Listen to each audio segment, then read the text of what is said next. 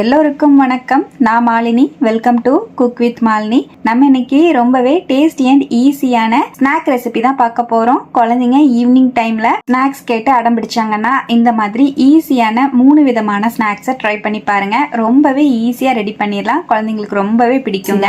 வீட்டில் இருக்கக்கூடிய பொருட்களை வச்சு ரொம்பவே டேஸ்டி அண்ட் கிரன்ச்சியான இந்த ஸ்நாக்ஸை எப்படி செய்யறதுன்னு இப்ப பார்க்கலாங்க.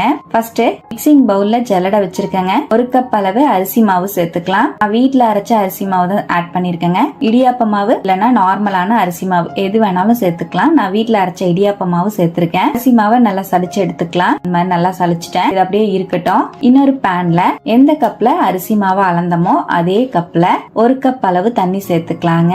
1 டீஸ்பூன் உப்பு சேர்த்துக்கலாம். 1 டீஸ்பூன் மிளகாய் பொடி சேர்த்துக்கலாம். 1/2 டீஸ்பூன் கொத்தமல்லி பொடி சேர்த்துக்கலாங்க. 2 டீஸ்பூன் எள்ளு சேர்த்துக்கலாம். 1 டீஸ்பூன் ஜீரகம் சேர்த்துக்கலாம். 1 டீஸ்பூன் நெய் சேர்த்துக்கலாங்க. நம்ம செய்ய போற ஸ்நாக் நல்லா கிறிஸ்பியா வரக்காக நெய் சேர்த்துக்கோம். நெய்க்கு பதிலா நீங்க பட்டரும் ஆட் பண்ணிக்கலாம். எல்லாத்தையும் அடுப்புல வச்சு மீடியமான ஹீட்ல நல்லா பாயில் பண்ணிக்கலாம். தண்ணி நல்லா சூடாகட்டும். பாருங்க, தண்ணி நல்லா சூடாக ஆரம்பிச்சிருச்சு. இந்த அளவு சூடானதுக்கு அப்புறம் இதோடவே நறுக்கின கருவேப்பிலை கொஞ்சமா சேர்த்துக்கலாங்க. நறுக்கின கொத்தமல்லி தலையும் சேர்த்துக்கலாம். இதோடவே நம்ம எடுத்து வச்சிருக்கிற அரிசி மாவை ஆட் பண்ணிக்கலாம். நல்லா மிக்ஸ் பண்ணிக்கலாங்க. அரிசி மாவு சேர்த்ததுக்கு அப்புறம் ஸ்டவ் அணைச்சிருங்க. நல்லா மிக்ஸ் பண்ணிட்டு இப்ப இதை அப்படியே கை பொறுக்கிற சூடு வந்ததுக்கு அப்புறமா கலந்து விட்டுக்கலாங்க. இருக்கட்டும். இப்ப நம்ம ரெடி பண்ணிருக்கிற அரிசி மாவு நல்லா ரூம் டெம்பரேச்சர் வந்துருச்சு. இதை நான் அப்படியே அந்த மிக்சிங் பவுலுக்கு மாத்திக்கிறேங்க. நல்லா கை வச்சு அழுத்தி பிசைஞ்சுக்கலாம். சப்பாத்தி மாவு பிசைற மாதிரி பிசைஞ்சுக்கலாங்க. உங்களுக்கு ரொம்ப ட்ரையா இருந்தா கொஞ்சமா தண்ணி தெளிச்சு விட்டு மாவு பிசைஞ்சுக்கோங்க. மாவு ரொம்ப சாஃப்டா இருக்க கூடாது. அப்புறம் நம்ம எண்ணெயில போட்டு பொரிச்சு எடுக்கும் போது எண்ணெய் அதிகமா குடிக்க ஆரம்பிக்கும். கொஞ்சம் கொஞ்சமா தண்ணி தெளிச்சு நல்லா கெட்டியான மாவா பிசைஞ்சுக்கோங்க. நம்ம பூரிக்கெல்லாம் இந்த மாதிரி மாவு நல்லா டைட்டா பிசையுமோ அதை விடவே நல்லா டைட்டா பிசைஞ்சுக்கோங்க. பாருங்க, மாவை நல்லா பிசைஞ்சுட்டேன். கொஞ்சமா மட்டும் மாவு நான் வெளியே எடுத்துக்கிறேன். பார்க்கும்போதே தெரியும் மாவு எவ்வளவு டைட்டா இருக்குன்ட்டு. ரொம்ப சாஃப்டா இருக்க கூடாது. இப்ப நம்ம பிரிச்ச மாவை தனியா கட்டிங் போர்டுக்கு மாத்திக்கிறேன். நல்லா உருட்டிட்டு தேவையான அளவுக்கு அரிசி மாவு தூவி விட்டு தேய்ச்சிக்கலாம். மீதி இருக்கிற மாவு காயாம இருக்கிறதுக்காக மூடி வச்சிடணுங்க. இல்லைன்னா மாவு ரொம்ப ட்ரையான மாதிரி வறண்டு போயிடும். இப்ப இந்த மாதிரி அரிசி மாவு தூவி விட்டு நல்லா தேய்ச்சி விட்டுக்கிறேங்க. ஒரு 1/2 இன்ச் திக்னஸ்க்கு சப்பாத்திக்கெல்லாம் நம்ம எப்படி தேய்ப்போமோ அதே போல தேய்ச்சிக்கலாம். சப்பாத்தி விட கொஞ்சம் சன்னமாவே தேய்ச்சிக்கலாங்க. பாருங்க, நான் இந்த மாதிரி நல்லா தேய்ச்சிட்டேன். உங்களுக்கு பார்க்கும்போதே தெரியும். இதை நான் ஒரு முக்கோண ஷேப்க்கு கட் பண்ணிக்கிறேன். எந்த ஷேப்ல வேணாலும் கட் பண்ணிக்கலாம். நான் கைக்கு வந்த மாதிரி கட் பண்ணிக்கிறேன். கத்தியோ இல்லைன்னா இந்த மாதிரி பீஸா கட்டரோ வச்சு கட் பண்ணிக்கலாம். நான் பீஸா கட்டர் வச்சு கட் பண்ணிக்கிறேங்க. சைட்ல அன்ஈவனா இருக்கிற பார்ட்ஸ் எல்லாம் ஃபர்ஸ்ட் கட் பண்ணி எடுத்துடலாம். பாருங்க, இந்த மாதிரி அழகா கட் பண்ணிட்டேன். உங்களுக்கு பார்க்கும்போதே தெரியும். இந்த திக்னஸ்க்கு நீங்க தேய்ச்சி எடுத்தீங்கன்னா ஸ்நாக் ரொம்பவே கிறிஸ்பியா இருக்கும். இப்ப நம்ம கட் பண்ணிக்கலாம். நான் இந்த மாதிரி பீஸா நைஃப் வச்சு கட் பண்ணிக்கிறேன். பாருங்க, இந்த மாதிரி ஒரு முக்கோண ஷேப் மாதிரி கட் பண்ணிருக்கேன். இப்ப எல்லாத்தையுமே கட் பண்ணி தட்டுல எடுத்து வச்சுட்டேங்க. எல்லாமே ரெடி ஆயாச்சு. இப்ப எல்லா மாவையும் இது மாதிரியே கட் பண்ணி நான் எடுத்து வச்சுட்டேன். பாருங்க, இப்ப இது எல்லாத்தையுமே நம்ம ஆயில்ல போட்டு ஃப்ரை பண்ணி எடுத்துக்கலாம். ஆயில ஹை ஃபிளேம்ல வச்சு சூடுபடுத்தி இருக்கேன். ஆயில் நல்லா ஹீட்டா இருக்கு. இப்ப நம்மளோட ஸ்நாக்க சேர்த்துக்கலாம். ஒண்ணு போட்டு பாக்குறேன். நம்ம போட்டோம்னா பொரிஞ்சு மேல வரணுங்க. அந்த அளவுக்கு சூடா இருக்கணும் ஆயில். இப்ப நல்லா பொரிஞ்சு மேல வந்துருச்சு. நமக்கு மீதி இருக்கிற ஸ்நாக்ஸையும் நம்ம ஆட் பண்ணிக்கலாம். மாதிரி எல்லாத்தையுமே சேர்த்துட்டு மெதுவா கரண்டி வச்சு கலந்து விட்டுக்கலாம். உடனே கலந்து விடாம ஒரு செகண்ட் கழிச்சு மெதுவா இந்த மாதிரி எடுத்து விட்டு கலந்துக்கலாம். ஆயிலோட சலசலப்பெல்லாம் அடங்கி நல்லா இந்த மாதிரி கோல்டன் பிரவுன் கலர் ஆனதுக்கு அப்புறம் வெளியே எடுத்துக்கலாம். அவ்வளவுதான், நம்மளோட கிறிஸ்பி அண்ட் டேஸ்டியான அரிசி மாவு ஸ்நாக்ஸ் ரெடி ஆயிடுச்சுங்க. வெளியே எடுத்துடலாம். சாப்பிட செம்ம கிறிஸ்பியா இருக்கும். அவ்வளவுதான். மீதி நம்ம ரெடி பண்ணி வச்ச ஸ்நாக்ஸ் எல்லாத்தையுமே நான் ஃப்ரை பண்ணி எடுத்துக்கிறேன். நீங்க ஒன்னொன்னா போடுற கஷ்டமா இருந்தா இந்த மாதிரி பிளேட்டை தூக்கி வச்சுட்டு மெதுவா இந்த மாதிரி உதுத்து விட்டீங்கன்னா அழகா நம்மளுக்கு ஷேப் கலையாம விழுகும். இதே போலவே நான் பேலன்ஸ் இருந்ததையும் நான் வறுத்து எடுத்துட்டேங்க. அவ்வளவுதான், ரொம்பவே டேஸ்டி அண்ட் கிறிஸ்பியான ரைஸ் ஃபிளவர் ஸ்நாக் சூப்பரா ரெடிங்க. வீட்டுல ஒண்ணுமே இல்ல சாப்பிட்றதுங்கும் போது அரிசி மாவு மட்டும் இருந்துச்சுன்னா இந்த மாதிரி ஸ்நாக்ஸ் ட்ரை பண்ணுங்க. செம்ம டேஸ்டா இருக்கும். ஈவினிங் டீ டைம்க்கு சூப்பரா இருக்குங்க. குழந்தைங்களுக்கு லீவ்ல இருக்கும்போது இந்த மாதிரி செஞ்சு கொடுத்துட்டீங்கன்னா ரொம்ப என்ஜாய் பண்ணி சாப்பிடுவாங்க. கண்டிப்பா இதே போல நீங்களும் இந்த டேஸ்டி அண்ட் ஈஸியான ஸ்நாக்ஸை ட்ரை பண்ணி பாருங்க. ட்ரை பண்ணி பார்த்துட்டு எப்படி வந்ததுன்னு கமெண்ட்ல மறக்காம ரொம்ப டேஸ்டியான இந்த ஆனியன் ரோலை எப்படி செய்யறதுன்னு இப்ப பாக்கலாங்க. ஆனியன் ரோல் செய்யறதுக்கு மிக்சிங் பவுல்ல 1/2 கப் கோதுமை மாவு சேர்த்துக்கலாங்க. 1/2 டீஸ்பூன் உப்பு, 1 டீஸ்பூன் ஆயில் ஆட் பண்ணிக்கலாம். நல்லா மிக்ஸ் பண்ணிக்கலாம். நல்லா கலந்து விட்டுட்டு 1 கப் தண்ணிய கொஞ்சம் கொஞ்சமா சேர்த்து நம்ம நார்மலா சப்பாத்திக்கு எப்படி மாவு பிசையோமோ அது போல நல்லா சாஃப்டான மாவா பிசைஞ்சுக்கலாங்க. பாருங்க மாவை நல்லா இந்த மாதிரி பிசைஞ்சிட்டேன். இது அப்படியே ஒரு 5 நிமிஷம் மூடி வச்சிடலாம், ரெஸ்ட்ல இருக்கட்டும். இன்னொரு மிக்சிங் பவுல்ல 2 பெரிய வெங்காயத்தை ஸ்லைஸ் பண்ணி சேர்த்துக்கலாம். ஒரு பச்சை மிளகாவை பொடியா நறுக்கி சேர்த்துக்கலாம். பொடியா நறுக்கின கருவேப்பிலை சேர்த்துக்கலாம். 1/2 டீஸ்பூன் சோம்பு ஆட் பண்ணிக்கலாம். 1/2 டீஸ்பூன் உப்பு சேர்த்துக்கலாங்க. 1/2 டீஸ்பூன் மிளகாய் பொடி, 1/2 டீஸ்பூன் கொத்தமல்லி பொடி, 1/2 டீஸ்பூன் கரம் மசால் பொடி, 1/4 டீஸ்பூன் ஜீரக பொடி சேர்த்துக்கலாம். 1/4 கப் அவல் சேர்த்துக்கலாங்க. நல்லா மிக்ஸ் பண்ணிக்கலாம். அவல் சேர்க்கறனால வெங்காயத்துல இருந்து வர தண்ணி எல்லாம் அப்சர்வ் பண்ணிக்கும், நமக்கு ஃபில்லிங் வெளியே வராம இருக்கும். இப்ப இந்த மாதிரி நல்லா கலந்து விட்டுட்டேன். இது அப்படியே இருக்கட்டும். இப்ப நம்ம பிசைஞ்சு வச்ச மாவும் பாருங்க நல்லா ஊறி வந்துருச்சு.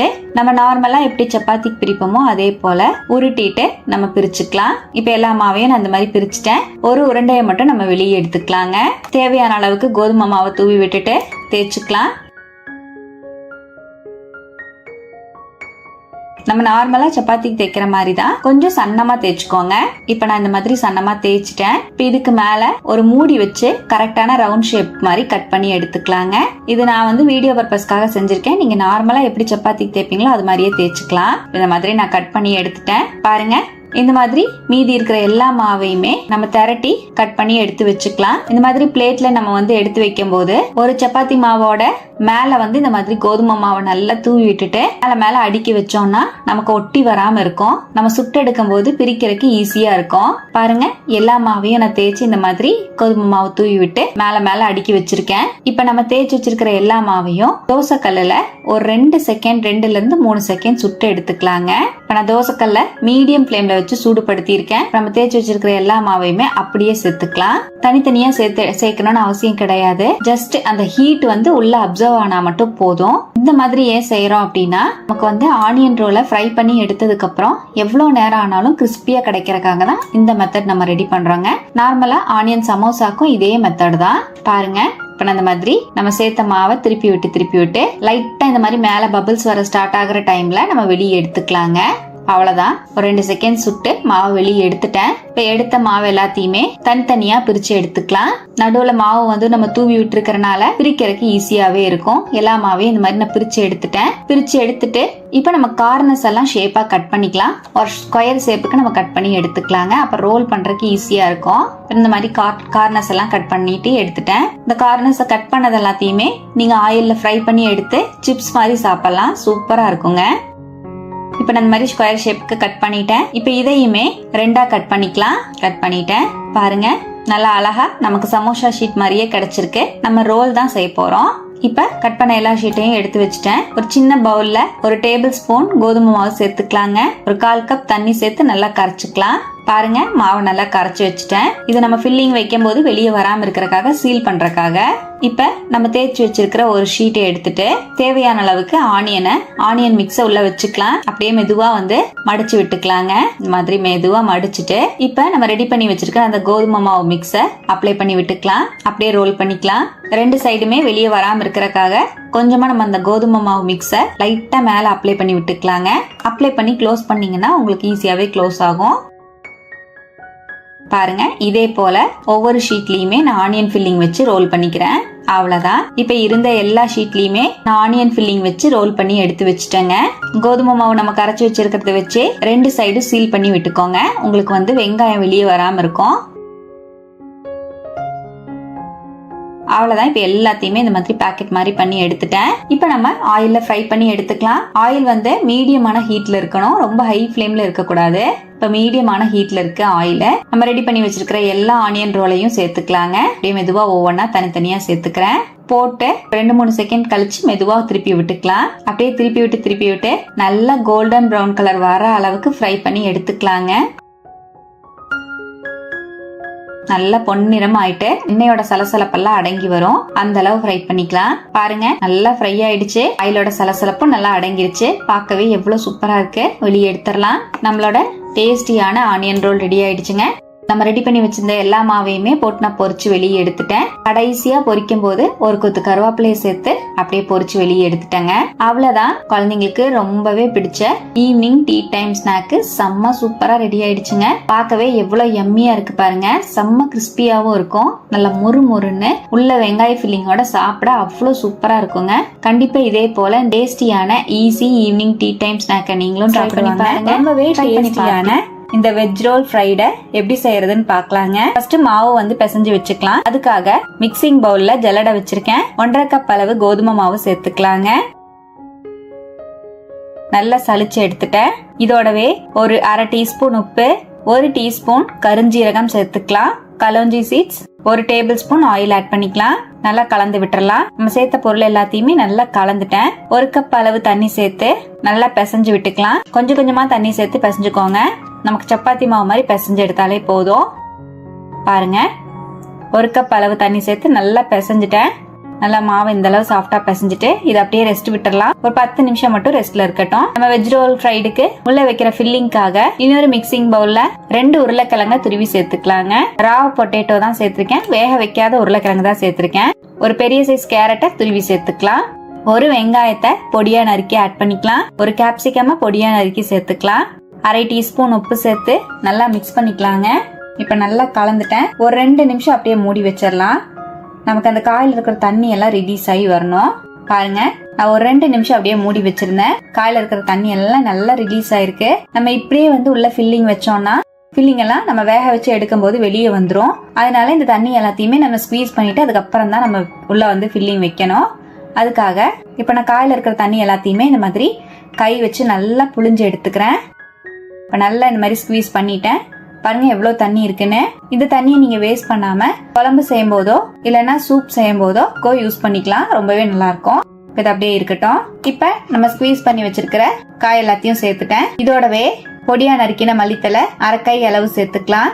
1 இன்ச் இஞ்சிய பொடியா நறுக்கி சேர்த்துக்கலாம். டீஸ்பூன் மிளகாய் பொடி சேர்த்துக்கலாம். 1/2 டீஸ்பூன் குருமிளகு பொடி சேர்த்துக்கலாம். நல்லா மிக்ஸ் பண்ணிக்கலாங்க. இப்ப எல்லாத்தையுமே நல்லா மிக்ஸ் பண்ணிட்டேன். பாருங்க, காய் எல்லாத்தையுமே நல்லா மிக்ஸ் பண்ணிட்டேன். இப்ப நம்மளோட ஃபில்லிங் ரெடி ஆயிடுச்சு. இருக்கட்டும். நம்ம மாவும் பாத்தீங்கன்னா நல்லா ஊறி வந்திருக்கு. ஒரு வாட்டி நல்லா கை வச்சு பிசைஞ்சு கொடுத்துட்டு மாவை ஒரு கை சைஸுக்கு பிரிச்சு எடுத்துக்கலாங்க. முள்ளங்கை சைஸுக்கு நான் இந்த மாதிரி மாவை வந்து பிரிச்சுட்டேன். நம்ம எடுத்த மாவுக்கு 4 உருண்டைகளா பிரிச்சிருக்கிறேன் நானு. நீங்க இன்னும் சின்ன சைஸாவும் பண்ணிக்கலாம், பெரிய சைஸ்லயும் பண்ணிக்கலாம். இப்ப ஒரு உருண்டையை மட்டும் வெளியே எடுத்துக்கலாம். கோதுமை மாவை தூவி விட்டுட்டு நம்ம நார்மலா எப்படி சப்பாத்திக்கு தேய்ப்போமோ அது போல தேய்ச்சிக்கலாங்க. சப்பாத்திக்கு தேய்க்கிற மாதிரி ஓரளவுக்கு திக்கா தேய்க்காம இன்னுமே தின்னா தேய்ச்சிக்கோங்க. இந்த திக்னஸ்ல வந்து தேய்ச்சிருக்கேன். இந்த அளவுக்கு தின்னா தேய்ச்சிங்கன்னா தான் நமக்கு உள்ள ஃபில்லிங் வச்சு வெந்து வரும்போது ரொம்பவே சாஃப்டா இருக்கும். இப்போ நம்ம இந்த மாதிரி பிரிச்சு விட்ட மாவுல நம்ம ரெடி பண்ணி வச்சிருக்கிற வெஜிடபிள் மிக்ஸை வந்து ஆட் பண்ணிக்கலாம். நல்லா இந்த மாதிரி பரப்பி போட்டுக்கலாங்க. நல்லா ஃபுல்லா இந்த மாதிரி போட்டுட்டேன். இப்ப அப்படியே நான் ரோல் பண்ற மாதிரி ரோல் பண்ணிக்கோங்க. ஒரு சைடு வந்து இந்த மாதிரி க்ளோஸ் பண்ணிட்டு மெதுவா மடிப்பு மாதிரி எடுத்து சைடுல இருக்கிற 2 சைடுமே வந்து க்ளோஸ் பண்ணிக்கலாம். அப்படியே ஃபுல்லா ரோல் பண்ணிக்கலாங்க. கார்னர்ல கொஞ்சமா வந்து தண்ணி தொட்டுட்டு க்ளோஸ் பண்ணும்போது நமக்கு ஃபில்லிங் வெளியே வராம இருக்கும். அவ்வளவுதான். இந்த மாதிரி ரோல் பண்ணிட்டேன் பாருங்க. இந்த மாதிரி ஃபுல்லாவே நம்ம வச்சிருக்கிற ஃபில்லிங் வெளியே வராத மாதிரி ரோல் பண்ணிட்டேன். இப்ப இதை அப்படியே நம்ம வந்து ஸ்டீம் பண்ணி எடுக்க போறோம். இட்லி தட்டுல நல்லா ஆயில வந்து நான் தேய்ச்சி விட்டுக்கிறேன். நல்லா ஃபுல்லா ஆயில் அப்ளை பண்ணிட்டேன். இட்லி தட்டுல ஃபுல்லாவே ஆயில வந்து நல்லா அப்ளை பண்ணிட்டேங்க. இப்ப நம்ம ரெடி பண்ணி வச்சிருக்கிற ரோல் அப்படியே உள்ள வச்சுக்கலாம். வச்சுட்டு மீதி இருந்த மாவுலையும் நான் வந்து ரோல் பண்ணி எடுத்துட்டேன். கொஞ்சம் குட்டி குட்டி ரோலா வந்து செஞ்சிருக்கேன். பிளேட்டுக்கு தகுந்த மாதிரி ரெடி பண்ணிருக்கேன். இதுக்கு மேல ஆயில வந்து நம்ம பிரஷ் பண்ணி விட்டுறலாம். இப்போ ஆயில் நல்லா பிரஷ் பண்ணி விட்டுட்டேன். இது அப்படியே இருக்கட்டும். இந்த பாத்திரத்துல நான் ஸ்டீம் பண்ணிக்க போறேங்க. ஸ்டீம் பண்ணும் போதே நம்ம ரோலுக்கு தகுந்த மாதிரி ஒரு சட்னியும் ரெடி பண்ணிக்கலாம். அதுக்காக பாத்திரத்துல 2 தக்காளி பழத்தை 2ஆ கட் பண்ணி சேர்த்துக்கிறேன். 1 டேபிள் ஸ்பூன் பூண்டு, 1 இன்ச் இஞ்சி சேர்த்துக்கலாம். 5ல இருந்து 6 காஷ்மீரி மிளகாய் சேர்த்துக்கலாம். இது காரம் கம்மியா தான் இருக்கும். நார்மல் வர மிளகாய் சேர்க்கிற மாதிரி இருந்தா 3ல இருந்து 4 மிளகாய் சேர்த்துக்கோங்க. 3 கப் அளவு தண்ணி சேர்த்துக்கலாங்க. இதை அப்படியே அடுப்புல வச்சு ஸ்டீம் பண்ணிக்கலாம். பாருங்க, தண்ணி இந்த மாதிரி நல்லா சூடானதுக்கு அப்புறம் இப்ப நம்ம ரெடி பண்ணி வச்சிருக்கிற ரோலை வந்து உள்ள வச்சுக்கலாம். இந்த மாதிரி மேல வச்சுட்டு அப்படியே மூடி வச்சிடலாங்க. ஒரு 10 நிமிஷத்துல நமக்கு ரோல் நல்லா ஸ்டீம் ஆயிரும். இருக்கட்டும். ரோல் ஸ்டீம் ஆகிறதுக்குள்ள இன்னொரு பிளேட்ல 2 டேபிள் ஸ்பூன் மைதா சேர்த்துக்கிறேன். 1/2 டீஸ்பூன் உப்பு சேர்த்துக்கலாம். நல்லா மிக்ஸ் பண்ணிட்டு 1 கப் அளவு தண்ணி சேர்த்து நல்லா மிக்ஸ் பண்ணிக்கலாம். இந்த மாதிரி மைதா மாவை நல்லா கரைச்சி எடுத்து வச்சுட்டேன். இது இருக்கட்டும் அப்படியே. இப்ப நம்ம ரோலும் பாத்தீங்கன்னா ஒரு 10 நிமிஷம் நான் ஸ்டீம் பண்ணிட்டேங்க. நல்லா வெந்துருச்சு, உங்களுக்கு பார்க்கும்போதே தெரியும். இப்போ இந்த மாதிரி நல்லா கையில ஒட்டாம மாவு வெந்ததுக்கு அப்புறமா இதை அப்படியே வெளியே எடுத்துடலாம். நம்ம சட்னிக்கு வேக வச்ச தக்காளி, பூண்டு, மிளகாய் எல்லாமே பாருங்க நல்லா வெந்து வந்திருக்கு. இதை அப்படியே நம்ம மிக்ஸி ஜாருக்கு மாத்திட்டு 1/2 டீஸ்பூன் உப்பு, 1 டீஸ்பூன் சர்க்கரை சேர்த்துக்கலாம். நான் அந்த பாத்திரத்திலேயே ஒரு 1/2 கப் தண்ணி சேர்த்து அலசி ஊத்திருக்கேன். நல்லா நைஸா அரைச்சுக்கலாம். இப்ப நம்ம ஃப்ரைக்கு சட்னி ரெடி ஆயிடுச்சுங்க. இதோடவே நறுக்கின மல்லித்தலை சேர்த்துக்கலாங்க. நல்லா மிக்ஸ் பண்ணிக்கலாம். இது மோமோஸ்க்கு செய்யற சட்னிங்க, ரொம்பவே டேஸ்டா இருக்கும். நம்ம வெஜ் ரோல் ஃப்ரைடுக்கும் சூப்பரா இருக்கும். இப்ப நல்லா மிக்ஸ் பண்ணிட்டு நம்ம சட்னி ரெடி ஆயிடுச்சு. இப்ப நம்ம வெந்து வந்த ரோலும் பாருங்க நல்லா ஆறி வந்துருச்சு. இதை அப்படியே 3 கட் பண்ணிக்கலாம். நீங்க ஃப்ரை பண்ணி எடுக்கிறதுனாலும் ஃப்ரை பண்ணலாம், இல்ல இப்படியே சாப்பிட்றதுனாலும் சாப்பிடலாங்க. நமக்கு சாப்பிட்றதுக்கு மோமோஸ் சாப்பிட்ற மாதிரி தான் இருக்கும். நான் வந்து ஃப்ரை பண்ணி எடுக்கிறனால ரோலை இந்த மாதிரி 4 கட் பண்ணிக்கிறேன். எல்லாத்தையும் கட் பண்ணி வச்சுட்டேன். இப்ப நம்ம ரெடி பண்ணி வச்சிருக்கிற மைதா மாவு பேட்டர்ல ரோலை இந்த மாதிரி டிப் பண்ணிக்கலாம். நல்லா ஃபுல்லா கோட் ஆகுற மாதிரி டிப் பண்ணிட்டு ஒவ்வொரு ரோலையும் இந்த மாதிரி டிப் பண்ணி எடுத்து வச்சுக்கலாம். இப்ப ஃப்ரை பண்றதுக்காக பேன்ல ஆயில் நல்லா சூடுபடுத்தி இருக்கேங்க. நல்லா ஹை ஹீட்ல வச்சு சூடுபடுத்தி இருக்கேன். நான் வந்து ஆயில் கொஞ்சமா தான் சேர்த்திருக்கேன். நான் ஷாலோ ஃப்ரை மாதிரி தான் பண்றேன். டீப் ஃப்ரை வேணாலும் நீங்க பண்ணிக்கலாம். இப்ப நம்ம ரெடி பண்ணி வச்சிருக்கிற ரோலை வந்து உள்ள வச்சுக்கலாங்க. வச்சுட்டு 2 செகண்ட் கழிச்சு மெதுவா திருப்பி போட்டுக்கலாம். திருப்பி போட்டு நல்லா ஃப்ரை பண்ணிக்கலாம். நல்லா கோல்டன் கலர் ஆனதுக்கு அப்புறமா நம்ம வெளியே எடுத்துடலாம். நமக்கு ஆல்ரெடி மாவு நல்லா வந்து ஸ்டீம் ஆனங்காட்டிக்கு வெந்திருக்கும். ஜஸ்ட் நம்ம வந்து டேஸ்ட்டுக்காக தான் ஃப்ரை பண்ணி எடுக்கிறோம். இந்த மாதிரி ஃப்ரை பண்றதுக்கு விருப்பம் இல்லைன்னா நீங்க ஸ்டீம் பண்ணதோடய வச்சு சாப்பிடலாம், சூப்பரா இருக்கும். அவ்வளவுதான், இந்த மாதிரி நல்லா கோல்டன் ப்ரௌன் கலர் வந்துருச்சு. இப்ப நம்மளோட வெஜ் ரோல் ஃப்ரை சூப்பரா ரெடி ஆயிடுச்சுங்க. வெளியே எடுத்துடலாம். அவ்வளவுதான், நல்ல கிறிஸ்பியா செம்ம டேஸ்டா சூப்பரான வெஜ் ரோல் ஃப்ரை சூப்பரா ரெடிங்க. கண்டிப்பா இது போல நீங்களும் ட்ரை பண்ணி பாருங்க. மார்னிங் பிரேக்ஃபாஸ்டோ, ஸ்நாக்ஸோ, டின்னரோ, லஞ்ச்க்கோ எதுக்கு வேணாலும் சாப்பிடலாம், சூப்பரா இருக்கும். குழந்தைங்களோட ஸ்நாக்ஸ் பாக்ஸ்க்கும் கொடுத்து விடலாம், லஞ்ச் பாக்ஸ்க்கும் கொடுத்து விடலாம். ரொம்பவே என்ஜாய் பண்ணி சாப்பிடுவாங்க. நல்ல ஹெல்த்தியான இந்த வெஜ் ரோல் ஃப்ரையை நீங்களும் ட்ரை பண்ணி பார்த்துட்டு எப்படி வந்ததுன்னு கமெண்ட்ல மறக்காம என் கூட ஷேர் பண்ணுங்க. நம்ம செஞ்சிருக்கிற சட்னியோட வச்சு சாப்பிடும்போது இன்னும் அல்டிமேட்டா இருக்கும். நம்ம சேனலுக்கு இப்பதான் ஃபர்ஸ்ட் டைம் வந்திருக்கீங்கன்னா சப்ஸ்கிரைப் பண்ணி பக்கத்துல இருக்கிற பெல் ஐக்கானை பிரஸ் பண்ணுங்க, லைக் பண்ணுங்க, ஃப்ரெண்ட்ஸ் அண்ட் ஃபேமிலியோட ஷேர் பண்ண மறக்காதீங்க ஃப்ரெண்ட்ஸ். தேங்க்யூ.